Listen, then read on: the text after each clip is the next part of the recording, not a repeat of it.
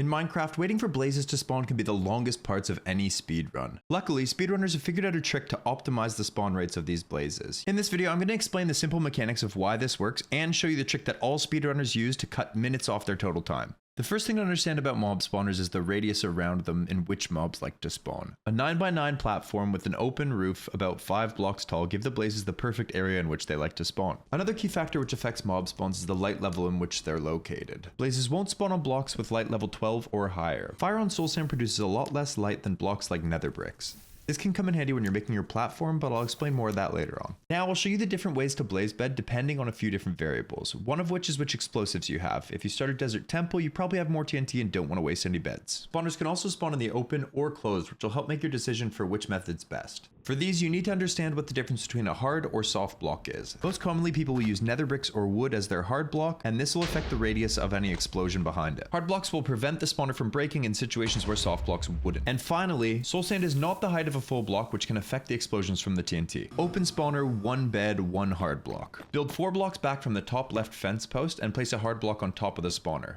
Place your bed and make sure the pillow is lined up with the hard block.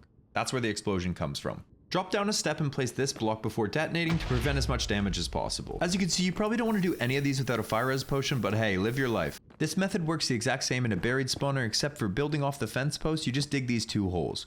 Make sure the pillow is lined up with the spawner once again, and then place a hard block on top. Now you just detonate it like the last time, and put the fire out. 2 beds, 2 hard blocks. Place 2 hard blocks on either side of the spawner, and then place your beds like this. If the pillows aren't in line with the spawner, you've done it wrong. Walk close to the spawner, and then detonate each bed. 2 TNT, 4 hard blocks, 2 soul sand. Walk up and place 2 high on either side of the spawner, and place a soul sand on either side.